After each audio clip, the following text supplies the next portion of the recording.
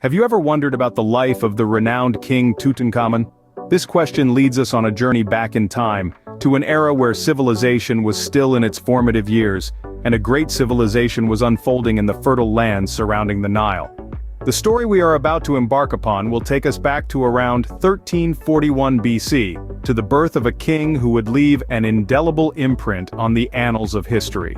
Born Tutankhamun, this child was not just another prince.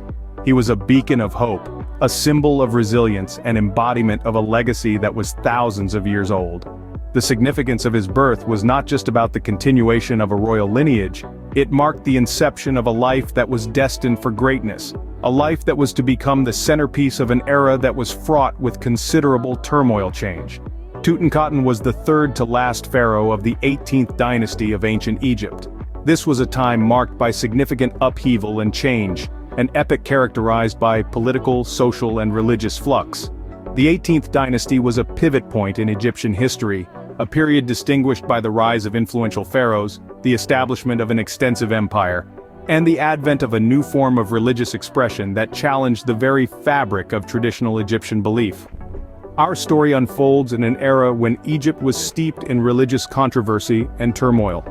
Tutankhamun's predecessor, Akhenaten, had introduced a drastic departure from this took the form of a new religion known as Atonism, a monotheistic faith that replaced the traditional polytheistic faith of the Egyptians. This radical change caused a ripple of discontent across the kingdom, igniting a religious strife that threatened the stability of the volatile world into which Tutankhamun was born, a world where the old gods were discarded in favor of a new one. The winds of change were blowing once more. Akhenaten's successor, possibly Tutankhamun's older half-brother Smenkhare, had a brief reign. This was followed by an equally short rule, Neferneferuaten, who was likely Smenkhare's widow, Meritaten. In the backdrop of these precarious circumstances, Tutankhamun ascended to the throne. The young king faced not only the daunting task of navigating the political maze that lay before him, but also the spiritual unrest that had unsettled the kingdom. He was required to grapple with the repercussions of a religious revolution that had polarized his kingdom. As a young pharaoh, Tutankhamun undertook a monumental task to reverse Atonism. This reversal was not just about restoring the old order, but it also meant spearheading an extensive reconstruction of the religious infrastructure and the reconsecration of traditional cults and clergymen. This enormous effort would be symbolized most notably by an artifact known as the Restoration Stela. During the period of restoration, the traditional cult of the god Amun was re-established. It was a time of religious resurgence, a phase of spiritual renewal. Amidst this shifting religious landscape, Tutankhamun made a significant decision. He chose to change his title from Tutankhamun, meaning living image of Aten, to Tutankhamun, living image of Amun. This change was not just a mere alteration of a name, it was a bold statement, a declaration of his commitment to traditional faith. Concurrently, his wife also altered her name from Ankhesenpaten to Ankhesenamun, reflecting the same religious shift. Their name changes were an affirmation of their allegiance to the old gods, a testament to their resolve to restore the traditional faith, and a declaration of their intent to steer their kingdom towards a path of religious harmony and social stability. This was the life of King Tutankhamun, a life marked by resilience, courage, and determination. A life that remains etched in the of history. A life that continues to captivate and inspire us, even thousands of years after his death. His wife also altered her name from Ankhesenpaten to Ankhesenamun, reflecting the religious shift. Born in a time of religious upheaval, a young prince was destined to rule, and his name was Tutankhamun, who we now know as King Tutankhamun. His birth was in a period of unparalleled tumult, a time when the ancient Egyptian kingdom was grappling with the throes of a major religious reform. It was a moment in history that bristled with change and uncertainty, a time that was as fascinating as it was formidable. As destiny would have it, this young prince, who was barely out of his infancy, was destined for greatness. He was destined to ascend to the throne, to don the mantle of a ruler, a king, a deity. This was the world that Tutankhamun was born into, and it was a world that would forever be etched in the annals of history.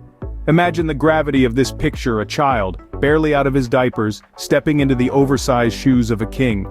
The scepter in his tiny hands, the crown heavy on his head, the weight of his kingdom pressing down on his young shoulders. This was not just an ordinary child, this was Tutankhamun, affectionately known today as King Tut. He was a boy of 9, navigating the tumultuous and choppy seas of a kingdom that had been destabilized by the radical religious reforms of his predecessor, Akhenaten. Under King Tut's rule, the radical Atonism that Akhenaten had enforced was countermanded.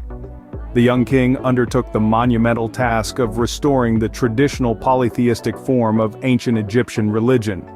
He was the beacon of hope in a time of uncertainty, the one who would restore balance and harmony to a civilization on the brink of collapse. A 9-year-old boy, he was the one chosen by destiny to undertake this Herculean task. And he did so with a determination and willpower that belied his tender age. King Tut moved the royal court away from Akhenaten's capital, Amarna. This was a significant move, marking a return to the old ways, a step back in time, a re-embrace of the traditions that had once made Egypt a beacon of civilization. This move was not just geographical, it was also symbolic, denoting a shift in the religious, political, and cultural landscape of the kingdom.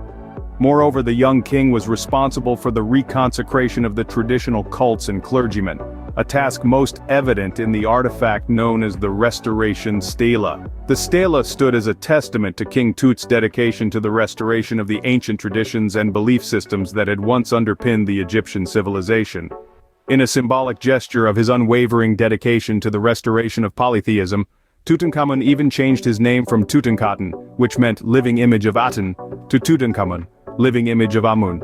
His wife, too, followed suit, changing her name from Ankhesenaten to Ankhesenamun.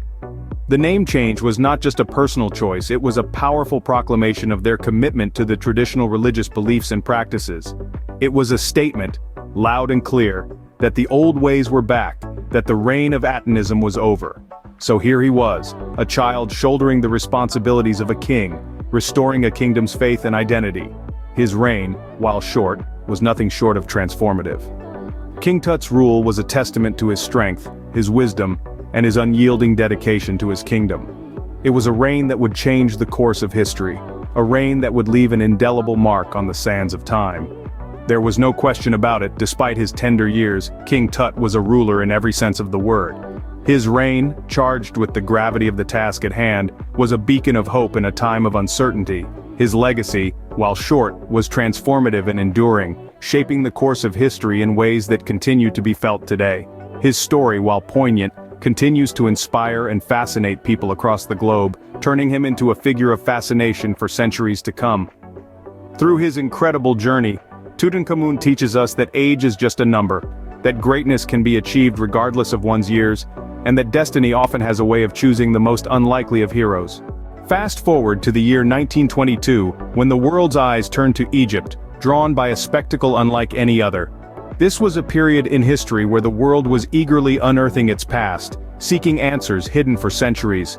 It was in this atmosphere of curiosity, exploration, and determination that an incredible discovery was made.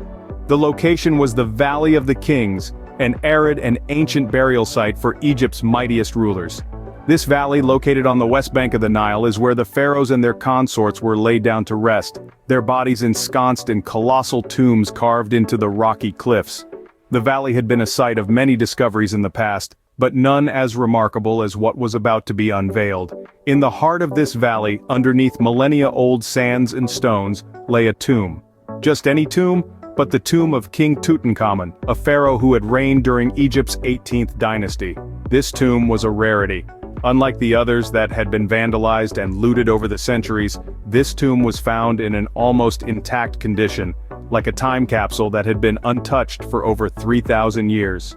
Upon discovery, explorers and historians were faced with a spectacle of grandeur. The tomb was a treasure trove of unimaginable proportions. It was a veritable Aladdin's cave of riches that had lain in their state since the time of the pharaohs. A dazzling array of wealth awaited the adventurers, the first human eyes to behold them in thousands of years. Among the riches, there was one iconic find that outshone them all, the golden death mask of Tutankhamun himself. This mask, an intricate piece of workmanship made of solid gold, was an awe-inspiring artifact that captivated the world. Its delicate features and the youthful countenance it portrayed with the characteristic pharaoh's beard was a direct connection to the boy king himself. This mask has since become a symbol of ancient Egypt, a beacon of its past glory. Each artifact within the tomb narrated a story, each one painting a vivid picture of the boy king's life and reign. There were chariots, thrones, statues, and jewelry, each piece more exquisite and ornate than the last. Each object was a testament to the grandeur and majesty of Egypt, telling the world about the art, culture, and traditions of this ancient civilization. The discovery was not just an archaeological milestone, it was a revelation, a discovery that opened up a world previously concealed behind the veils of time.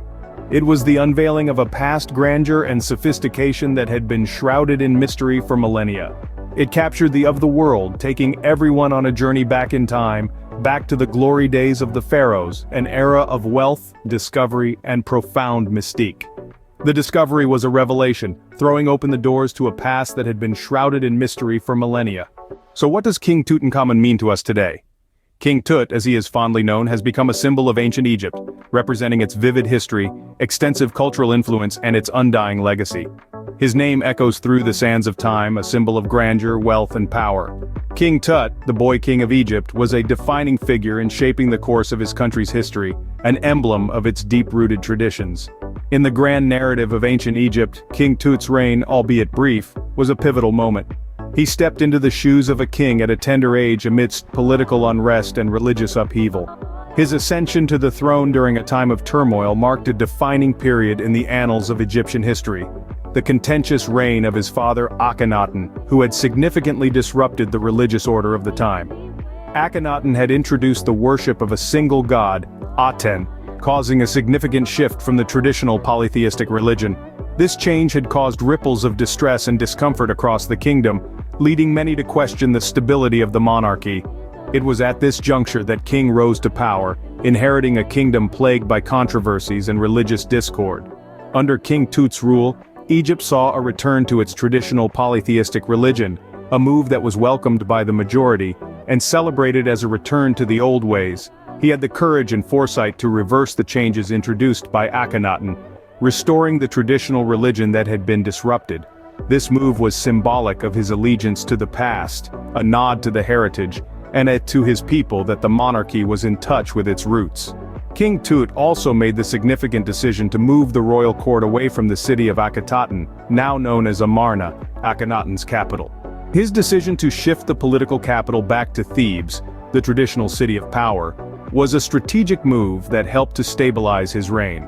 This decision marked a full circle in the journey of King Tut, as he chose the path of reinstating the old ways of his ancestors, maintaining the continuity of the past into the present. In today's popular King Tutankhamun continues to fascinate us, from museum exhibitions showcasing his golden mask and other exquisite treasures, to countless books, movies, and documentaries delving into the intricate details of his life, his reign, and his untimely death. His tomb, discovered by Howard Carter in 1922, offered a wealth of information about his life and the practices of ancient Egypt. This discovery captured the imagination of the world, making King Tut an overnight sensation, a timeless icon of Egypt.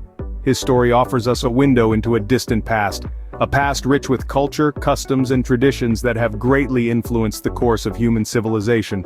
Through his story we gain insights and knowledge about a civilization that has left an indelible mark on our world. Although he reigned thousands of years ago, King Tutankhamun's legacy continues to captivate us, reminding us of a fascinating era in human history. If you enjoyed the video, hit the like and subscribe button. Thanks for watching.